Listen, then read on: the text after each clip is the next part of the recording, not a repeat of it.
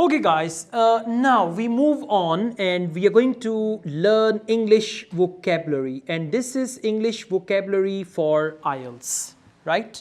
We are going to learn English vocabulary from English or English into English. Time has come when you guys must out of that thing, that tomato, tomato, potato, aloo, yeah, not tomato again, okay? Yeah, exactly. So you should learn English into English, and it's not difficult. Now we are going to learn English vocabulary, and it's going to be English into English. And one more thing, you should have strong visualization, because you know your brain does not understand any language, by the way. If brain could understand the language, then there should have been only one language all over the world. But we have got thousands of languages. Basically what happens, your brain creates images. Those images are associated like tags with different words. Now just see how your brain gives you information. We do one small experiment. Okay, this experiment will tell you how your brain produces or how your brain gives you information that here you are. All right, this time you are going to tell me, yesterday, what did you eat for breakfast? Yesterday, what did you eat for breakfast? Have you noticed your brain is giving you image? Your brain is not saying, anda nahi khata, something like that. Your brain is not communicating like that. Your brain is communicating with you through images, right? And your brain understands images as well. Now, for example, just I do one experiment. Whatever I say, you have to do it, okay? Now, please do not imagine a beautiful white cat. Don't imagine a beautiful white cat with red eyes. Don't imagine. Don't imagine a beautiful white cat with red eyes. Now what are you doing? You're imagining. I'm saying don't imagine, but you're imagining. So this is how your brain functions. So this is how you need to learn vocabulary. Okay, just visualize, put the word there in that situation, image and then tag. Whenever you go to buy something, you first look at the tag. Good one. Or if the price is high, that's not good, I don't like it. Okay, let's go on and see something else. So you need to put those tags, and that tag, for example, in English the tag is drink, in Urdu, Hindi, peena, in Punjabi, peena, yeah, peena, in that style. Okay, so these are just the tags, but tags are given to actions and to images. So this is how you should improve your English vocabulary. And again, I'm telling you, please do not confuse yourself by saying, hey, what's the meaning in English or in Urdu, in Hindi or in Urdu? Okay, now I understand that. So just come out. A for apple. Apple means save. There was the picture of apple. Why you need to know apple means save? Okay, A for apple, that's enough. C for cat. Meow. That's enough, okay? Yeah, you don't need to say C for cat. Cat means billi, bagar billi, something like that, okay? So let's take a start, please. Page number 8. Cramming for success, study and academic work. Now we start. Before an exam, I'm reading this first paragraph. Before an exam, some students cram for it. Now you understand, cram is to learn something by heart. Repeat something, to memorize it and all that. Even if you are a genius, now you understand genius, very intelligent, someone who is very intelligent. So let's just learn the meanings as well.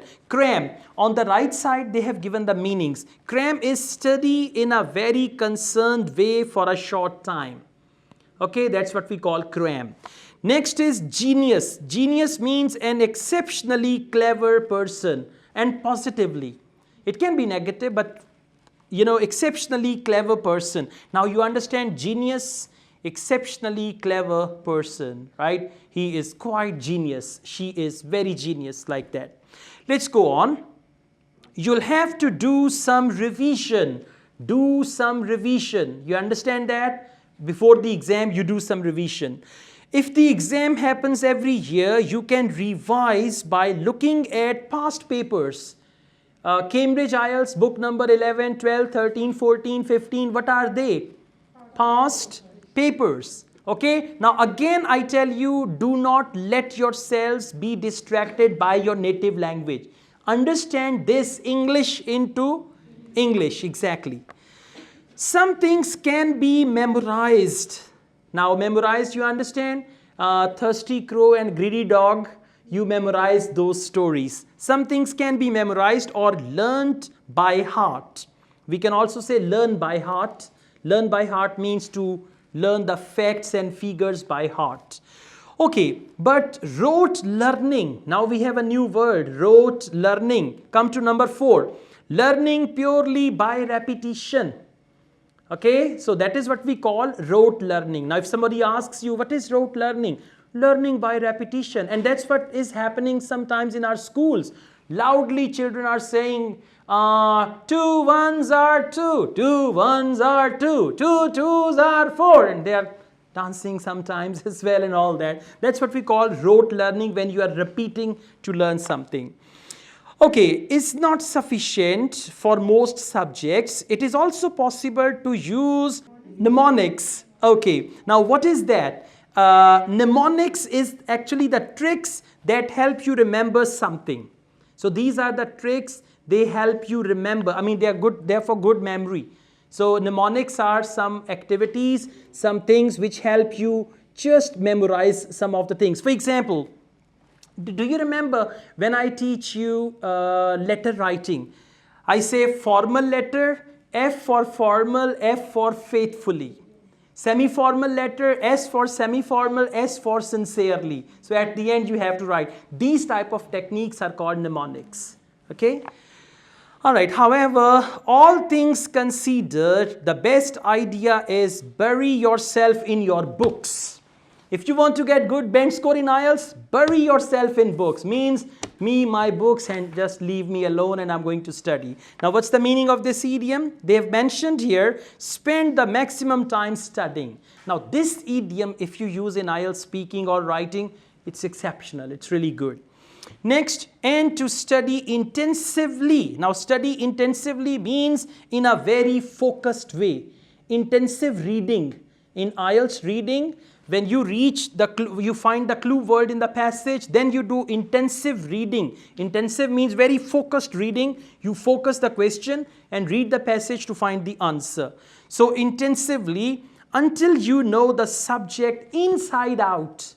Now what is inside out? Know it completely. For example, he knows IELTS inside out. She knows biology inside out. Is that all clear? See, through reading, you can always learn all these phrases. Now, please come to B. Academic writing. So we've got some words. Composition. You might have read this word when you were at school. Composition. You have to write a composition. So composition could be just 50 to 100 words. Like a paragraph or a short essay that includes 50 to 100 words, often used for school work. Essay, IELTS writing task 2 is an essay. So essay is longer than a composition, more serious, hundreds or even thousands of words. Your essay is of 250 words, right? Okay, next is assignment. A long essay, often part of a course, usually thousands of words, that is called assignment. So assignment can be anything that is assigned to you. If you have to write a couple of paragraphs or 1 to 2 essays, that is what we call assignment. Next is project, like an assignment, but emphasis on students' own material and topic. Portfolio. This word is commonly used. Now you should understand. Portfolio is a collection of individual pieces of work.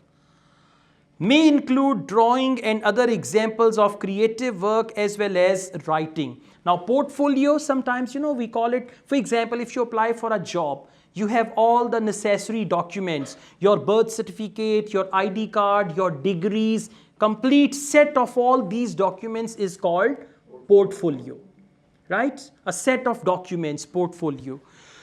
Next is dissertation. Dissertation is a long research-based work perhaps 100 to 15,000 words. Usually at the end of your course or degree in university, they ask you, that's what we call final project. So that final project, you've got to write a dissertation of 15,000 words and all that for a degree or diploma. And thesis, you know this word already. In Ielts writing, introduction of essay, the last sentence is what we call thesis sentence.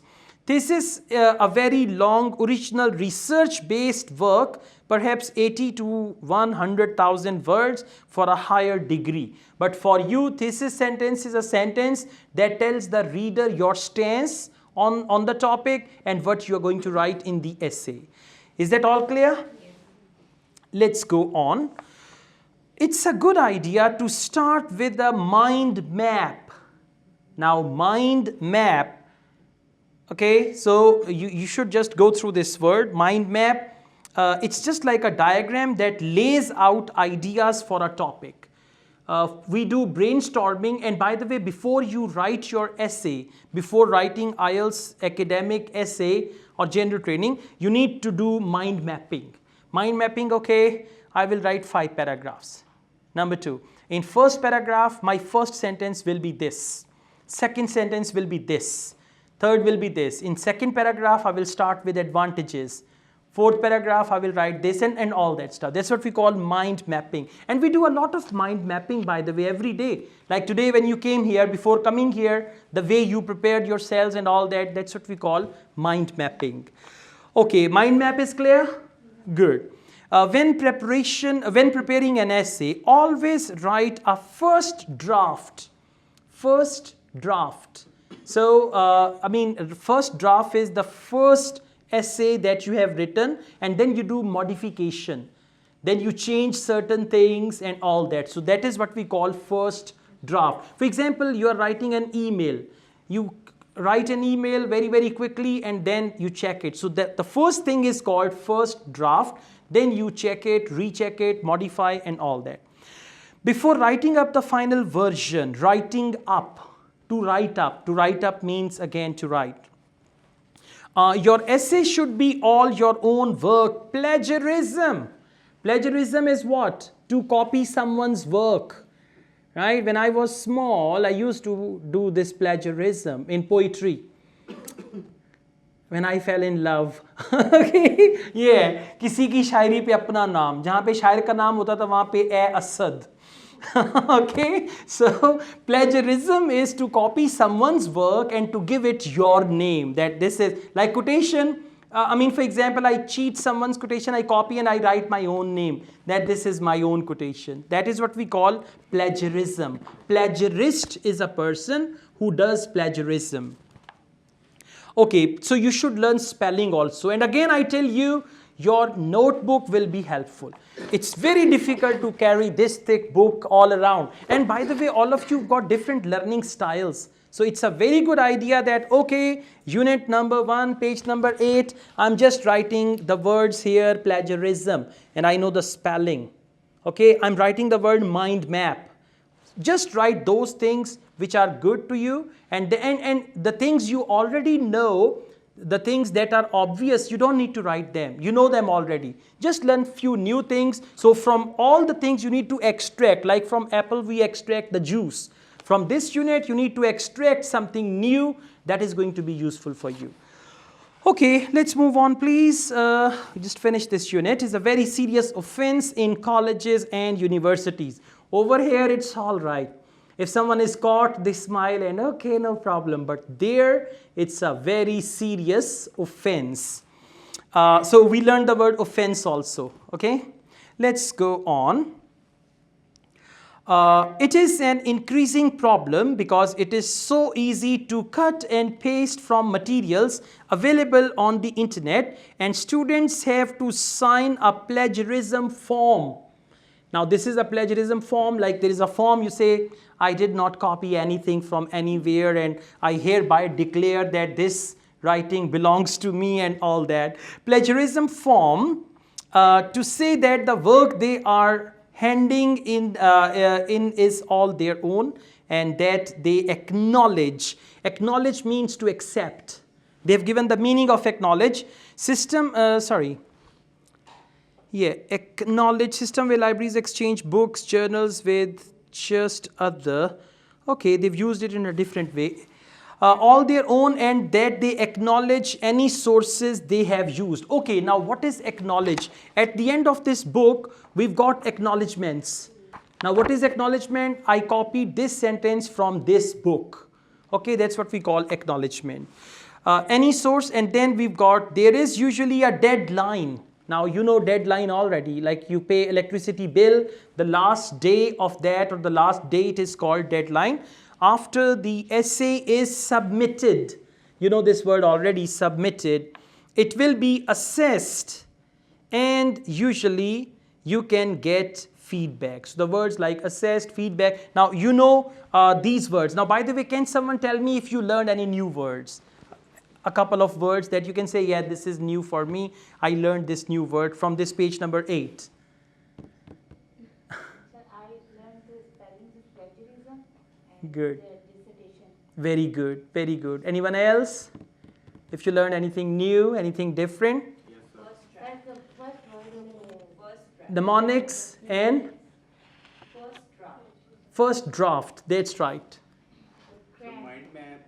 Mind map. Okay. Plagiarism. Okay. Assessed. Feedback. Good. Assessed. And the way we went through these words, now it's easy to remember because we read something. So that is why never learn words without reference. Now what is reference? 10 words and meaning. These type of words are useless because you don't know where and how to use them. So you should learn the proper use of the words, okay? All right.